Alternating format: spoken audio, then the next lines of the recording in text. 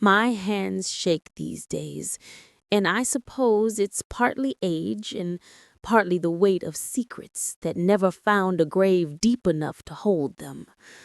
I'm 81 years old, and the memories I'm about to share, they've lived longer than most people I ever loved. 67 years I have carried this. 67 years of silence, guilt, and a kind of fear that doesn't scream. It whispers. It waits. And sometimes in the quiet hours before dawn, it knocks. I warned them, you know.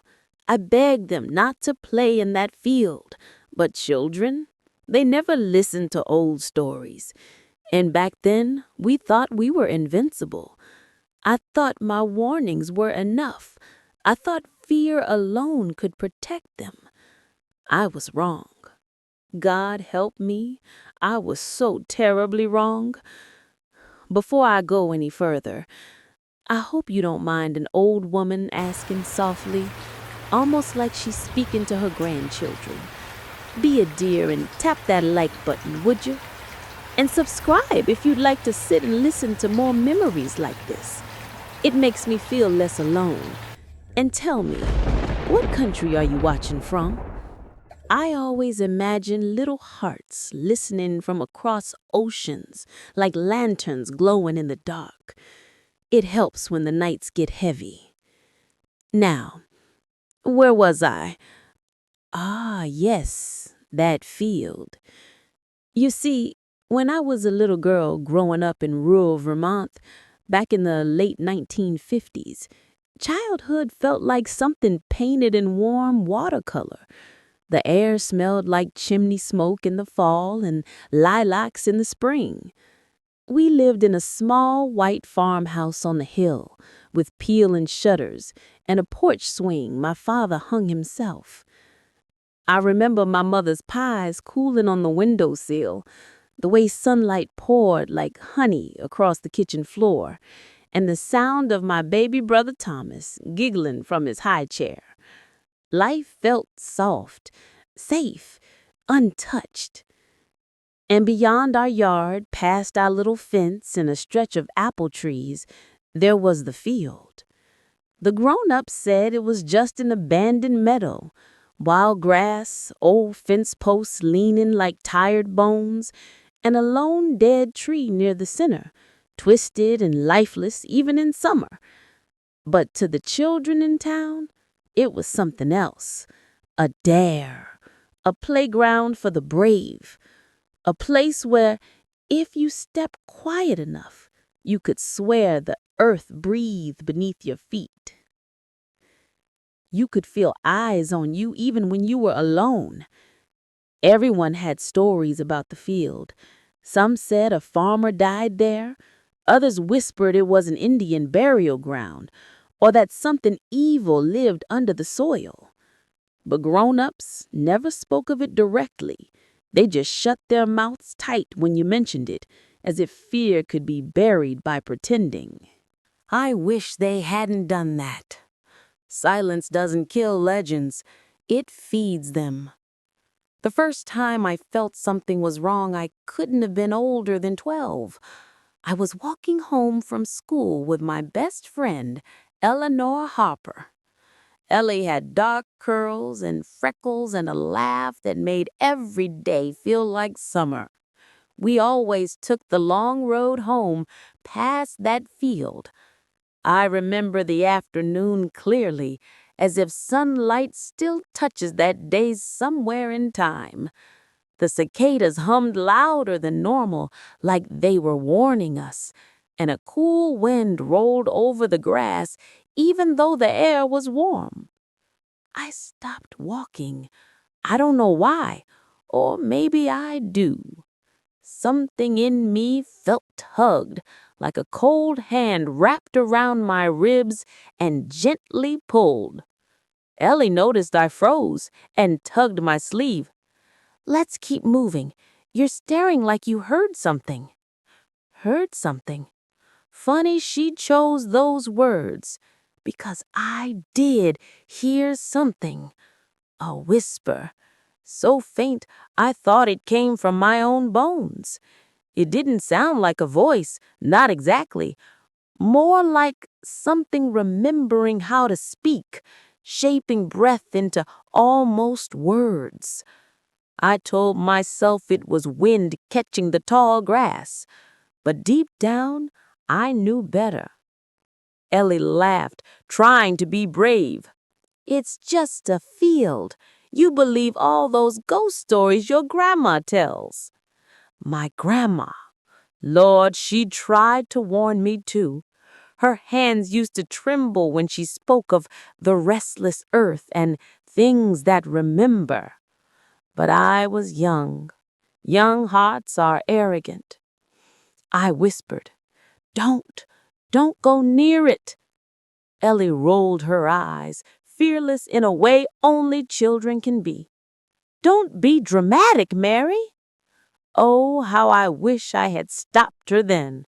How I wish I had screamed, dragged her home, anything but what I did. I stayed quiet. I let her laugh. And she ran to the old fence, boots kicking up dust, daring the world to touch her. I felt the air shift, heavy, hungry. Something moved in the grass, not wind, something that carried weight. Ellie froze at the edge of the fence, one hand resting on the old wood. She turned back toward me, and her face changed. The color drained. Her eyes widened. She didn't scream. She didn't speak. Just stared into the field, into something I couldn't see. And then she whispered my name like she was already underwater. Mary. I ran to her. I grabbed her arm. She felt cold, too cold for a sunlit day. We need to go, I said, but my voice trembled like a leaf. Behind us, somewhere deep in the tall grass, something whispered again. Only this time, I heard it clearly. My name, Mary, stretched like skin over bones, fragile and wrong. We ran home. We didn't look back. We didn't breathe until we slammed my front door behind us and collapsed on the kitchen floor. My mother scolded us for tracking dirt, for petting like wild animals.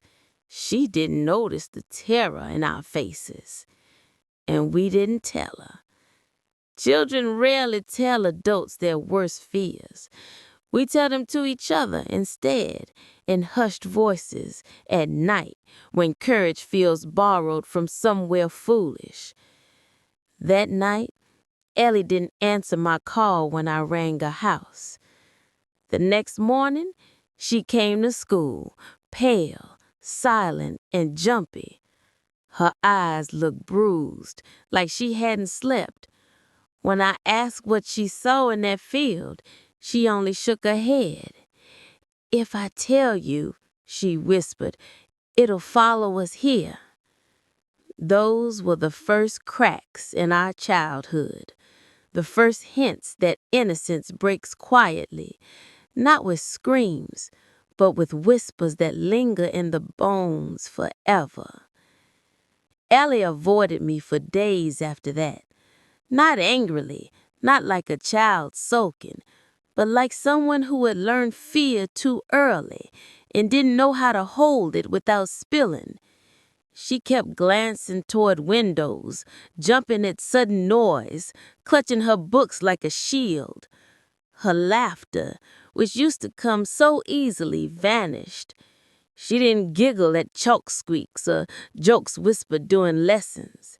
She didn't draw hearts in her notebook anymore. She just shrank. I remember sitting beside her at lunch, trying to pretend everything was normal. I can't follow us, I whispered, tearing my sandwich crust just to keep my hands busy. It's just a field, just a story. Ellie didn't look at me. It knows you. That chilled me more than any ghost tale. I wanted to argue, but I couldn't because she was right. I still felt it.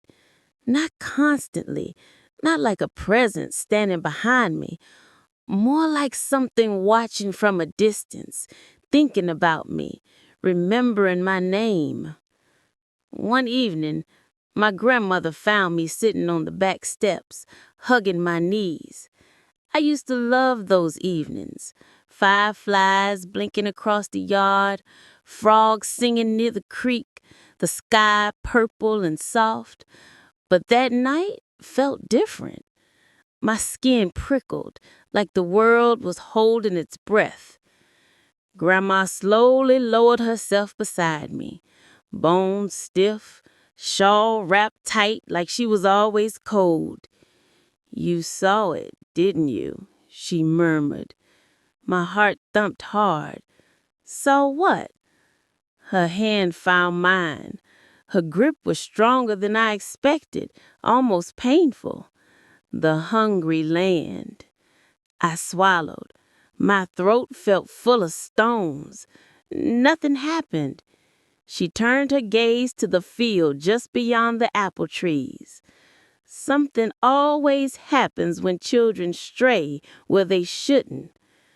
I wanted to ask how she knew, what she meant, what lived in that whispering grass. But she spoke again before I could gather courage. "Listen to me, child. Some places remember, some places want, and some places they never stop taking." Her voice trembled, as if she was speaking from a wound she never let heal. "Never step foot there," she whispered, "and don't let others either. If the land calls you again, you run, even if it uses a voice you love." I didn't understand everything then, but I understood enough to nod and hold her hand like a lifeline. Later that night, while my parents thought I slept, I heard my grandmother sob quietly in the kitchen. My father tried to comfort her, but she kept saying, "It's starting again. Lord help us, it's waking." Those words followed me into sleep like shadows slinking across the wall. A week passed. The town carried on like nothing had shifted, but I felt it everywhere. In the strange stillness between breezes, in the way birds wouldn't land near the field anymore, in the dreams. I dreamt of tall grass moving without wind, of hands pressing up from soil, of a single dead tree in the moonlight, branches twitching like broken fingers, reaching for something just out of reach. And always, always, I heard that whisper, "Mary." Sometimes it sounded sad, sometimes hungry, sometimes angry I wasn't answering, but it always knew me. Then the real trouble began. It was a warm Saturday morning, the kind where children tumble out of houses like bees from a hive, desperate to catch every second of sunlight. I sat on the porch with a book, pretending to read, but really watching the field through the corner of my eye. My stomach twisted every time a crow landed on the fence, staring into the grass like it expected something to crawl out. Down the lane, 3 boys from town wandered near the property. Tommy McCrae, his brother Peter, and their cousin Billy. Loud, confident, cruel in the way boys sometimes are when they don't yet know fear has teeth. My blood drained from my face. They were headed straight for the field. I stood so fast my chair tipped. "Stop! Don't go there." They laughed, because why wouldn't they? What power does a skinny 12-year-old girl with shaking hands have against three fearless boys? Tommy called back, grinning. "What, the big bad weeds gonna eat us?" My voice cracked. "Please, don't. You don't understand." He rolled his eyes and climbed the fence. The others followed, like it was nothing, like the world wouldn't change with their next step. Ellie was passing by at that very moment. She saw them too, and her face turned white. She ran to me, grabbing my wrist so tightly her nails dug in. "We have to stop them," she whispered. "It's awake now." Awake. That word stuck in my lungs like barbed wire. We chased after the boys, screaming for them to come back, begging, promising we'd tell their parents. They only laughed louder, waving arms and kicking through the grass like explorers claiming new land. Tommy reached the dead tree first. He slapped his palm against the trunk. "There, touched it, told you nothing's here." But the field had been patient, waiting. Something rippled across the grass. Not wind, movement. Billy's smile faded first.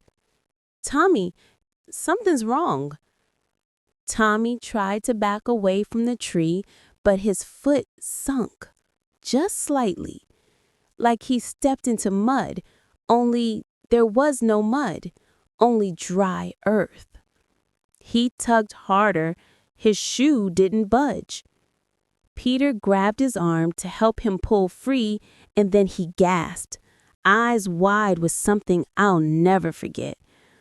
Cold, fear, recognition, as if he finally understood that childhood wasn't a shield.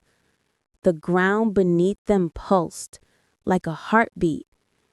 Then a whisper rose around us, curling through the air like smoke. Not wind, not imagination, a voice. So many voices layered together, hollow, hungry, aching. "Come back!" Ellie screamed. I tried to move, but my legs locked, paralyzed by a terror that felt older than time. I had never felt so small, so powerless, so painfully human.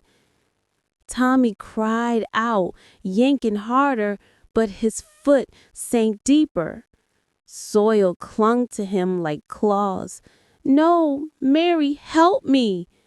He said my name, and in that moment, I understood what my grandmother meant about voices you love. I stepped forward, one step, two. Then the earth shifted. A low groan rolled under the ground. Hands, thin, dirt-soaked hands, pushed up through the soil around Tommy's ankle. I froze, and Tommy, he began to scream. Tommy's scream didn't sound like a boy anymore. It sounded like something breaking, like fabric tearing inside a soul. His voice cracked, raw and panicked, the kind of sound that never leaves your bones once you hear it. Peter grabbed him, trying to pull him free, but the earth held him like a mouth swallowing him. Billy stood frozen, eyes glassy with shock, whispering prayers under his breath the way frightened children mimic what they've heard in church. And me, I wanted to run. My instincts pulled backward, away from that field, away from that sound, away from the truth clawing its way out of the dirt. But Tommy shouted my name again, high and desperate. "Mary, please, Please. The way he said it, like I was the only thing between him and whatever waited beneath. I don't think any child should ever hear their name like that. I don't think any child should ever feel responsible for saving a life they're too small to save. Ellie held my arm so tight I thought she'd tear skin. "Don't go," she begged, voice trembling. "If you go in there, we're both dead." But I couldn't just watch. Guilt has always been my curse. I took a shaky step forward. The grass around Tommy began to move, swirling like something slithered beneath it. That whisper returned, louder now, layered with grief, hunger, and something like a terrible longing. "Stay." The soil shifted around him, pulling him downward inch by inch. His other foot sank. His hands clawed at the ground, nails shredding as he tried to grip anything. From below the earth came sounds that should never exist. Wet breathing, nails dragging against roots, something shifting flesh. The field felt alive. Not just alive, aware. Peter sobbed openly, tugging his brother with both hands now. He screamed for help, voice cracking in the open sky, but the world around us stayed still. No adults came running, no birds called. Even the wind refused to move. I ran to the fence line and grabbed the post, ready to climb in. My heart hammered so violently I thought it might burst. The air felt thick, like I was trying to breathe in water. Behind me, Ellie collapsed to her knees. "If you go, you won't come back. They never come back." They. That word cut deeper than the wind that suddenly swept over us. It wasn't one voice calling, it was many, hundreds, thousands. Every whisper felt like fingers brushing my skin, trailing cold down my spine. Billy finally found his voice. He ran. He didn't even look back, just bolted toward town with the speed fear grants children who don't yet understand trauma doesn't end when feet stop moving. Later, I would hate him for leaving. Later, I would envy him for being able to. Then, as I pulled myself up onto the fence, the ground under Tommy suddenly softened like mud after rain. His body lurched downward violently, dragged to his knees in a single terrible jerk. He screamed again, high and choking. Peter lost his grip and tumbled forward. His hands went into the soil, and just like Tommy, he began to sink. "No, no, no," he cried, scrambling like a trapped animal. Their terror blended, raw and wild and so full of innocence being torn apart. I screamed too. I screamed until my throat burned. "Stop! Stop! Please, let them go!" The earth didn't care. Hunger never listens to mercy. Roots coiled around Tommy's ankles, dark and slick like veins. Something pale poked through the soil. Fingers, human fingers, thin as twigs, reaching toward his legs.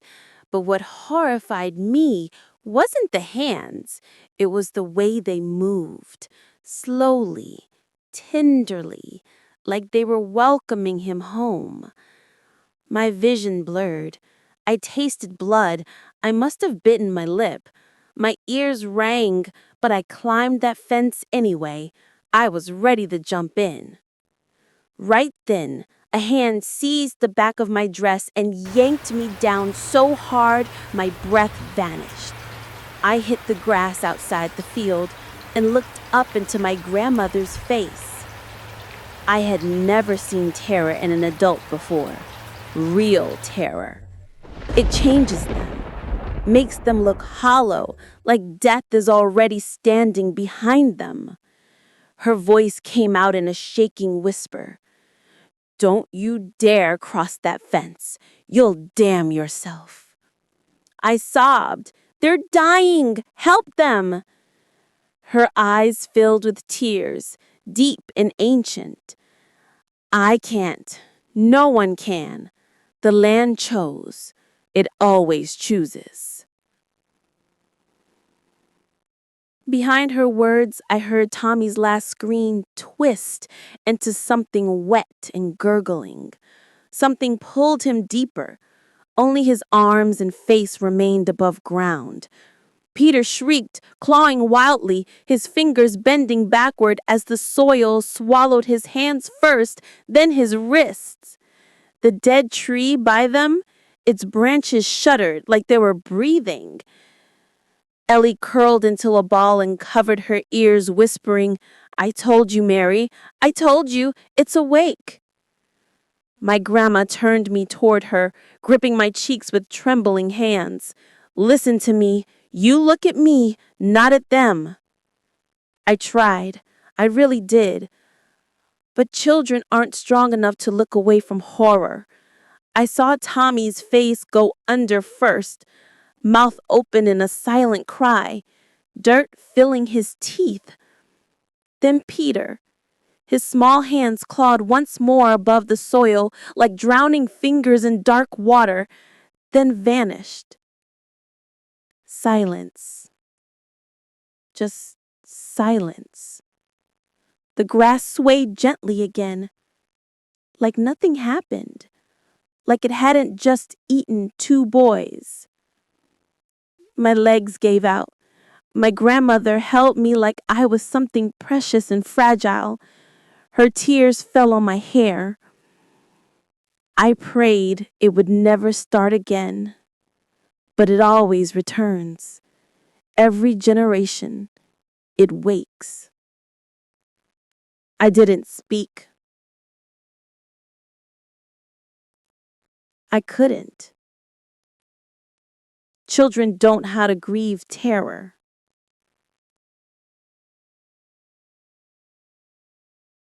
They just break quietly. Ellie lifted her head. Her eyes were empty.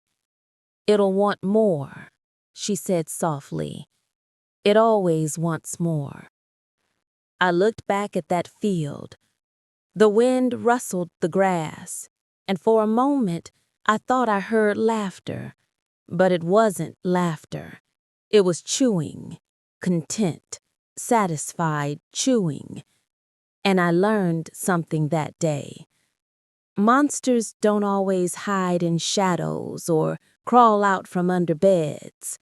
Sometimes they sleep beneath our feet. And sometimes we wake them. For days afterward, the town didn't feel real. The sky felt too bright, like it had no right to shine after what happened. My mother thought I had a fever. I trembled constantly, not from sickness, but from memory. Ellie wouldn't speak. She walked like she was made of paper, thin and fragile, afraid a wrong breeze might tear her apart. The adults, they whispered, not about missing boys, not yet. About old stories, old losses, old sins buried so deep the soil still felt guilty. I heard my parents arguing late at night, my father's voice tight, furious, scared, my mother's full of pleading and dread. She saw it, my father hissed, just like you did. And you think yelling changes fate?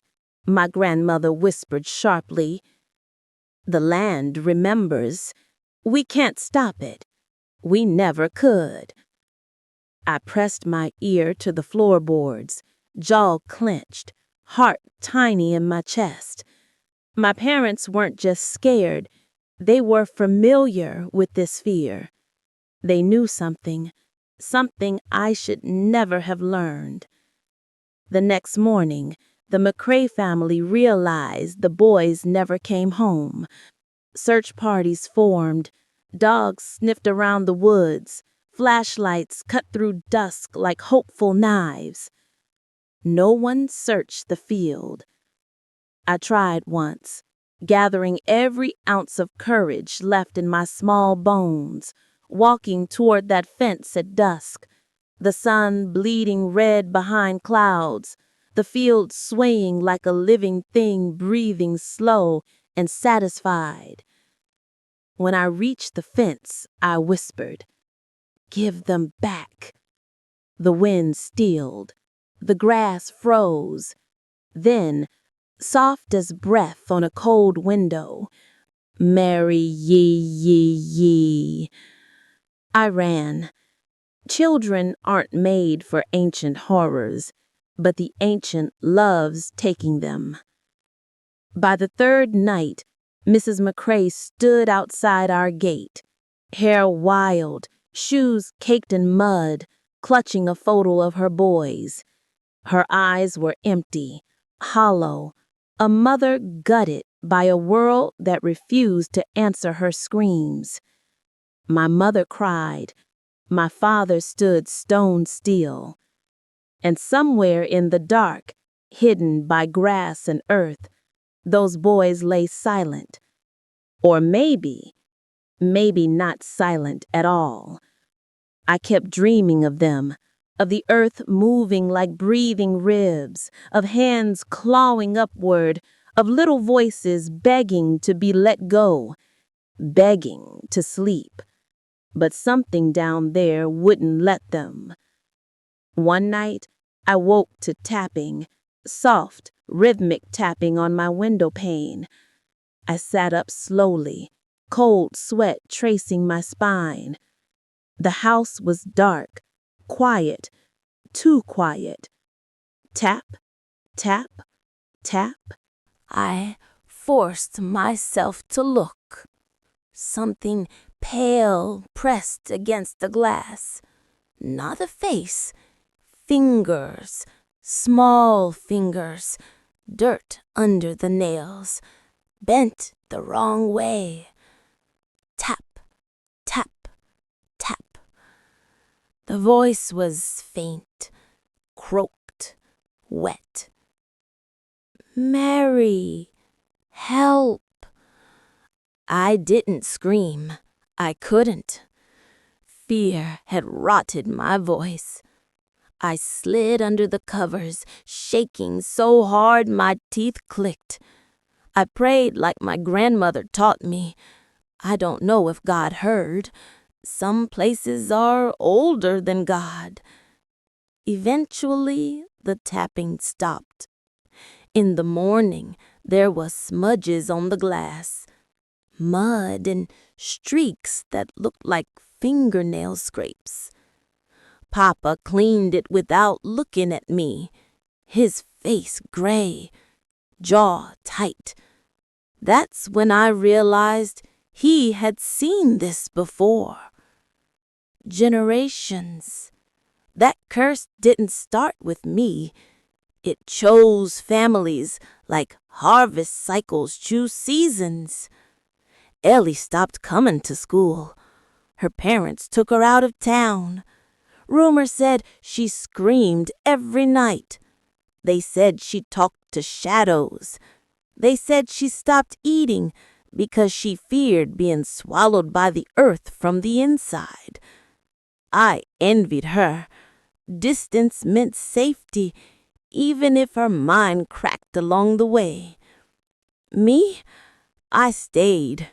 I slept with the hand reaching under the blanket, clutching the edge of the mattress like it could anchor me to the living. Grandma slept in a chair beside my bed for weeks, rosary wound so tight around her fingers they bled. Outside, the field whispered every night, calling, inviting, promising. Time passed. Search parties dwindled. Whispers turned into resigned silence. And soon the world did what it always does. It moved on. It pretended. It forgot. Except for me. Except for us. Trauma doesn't leave. It settles. Like dust in old attics. Like bones beneath soil. I grew older, but the memory didn't age. Neither did my fear. Every time the wind rustled grass, my heart lurched. Every time a child played too close to that side of town, I felt panic gnaw me raw. Years later, when I was 14, they finally fenced off the field, claimed it was for soil contamination. Men hammered posts in the ground that groaned quietly beneath them. No one looked them in the eye while they worked. My grandmother whispered, "It won't hold. Fences are for animals, not hunger." She was right. And I know you're thinking, surely it ended there. Surely life moved on like old tragedies eventually do. But tragedy doesn't end when the world stops watching. It ends when the land decides it's full. And that field, it never gets full. I've carried that truth for 67 years. It's burrowed into me like roots in earth. I raised children who never played near tall grass. I moved houses twice, but distance is a lie. Evil travels with memory, with guilt, with the ones who survived because they looked away.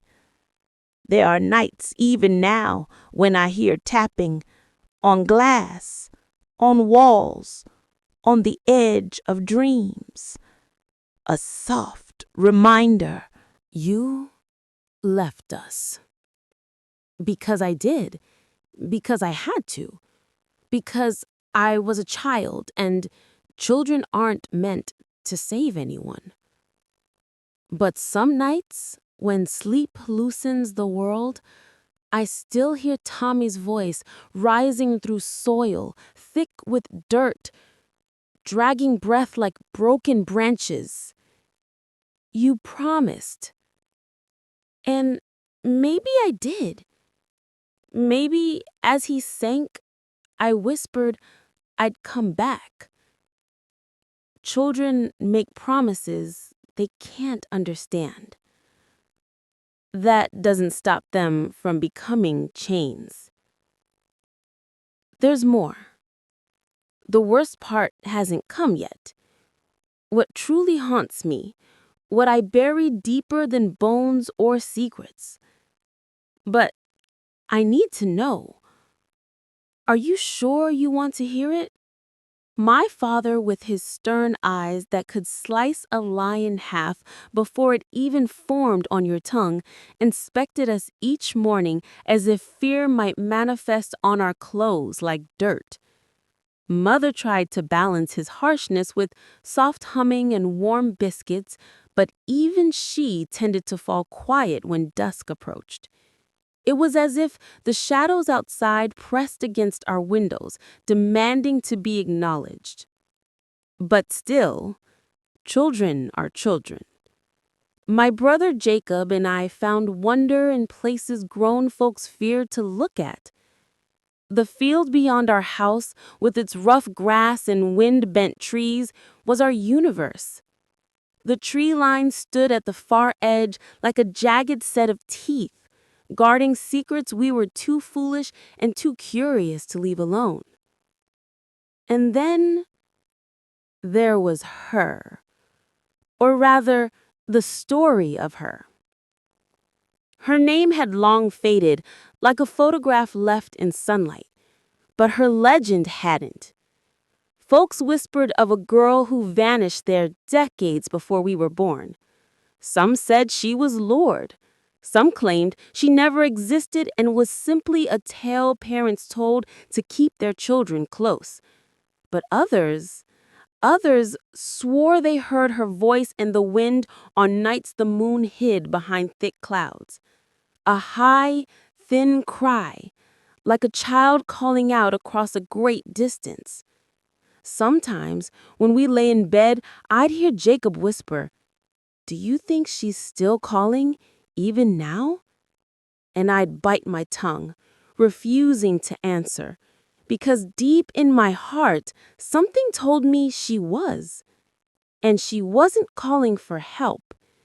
She was calling for company.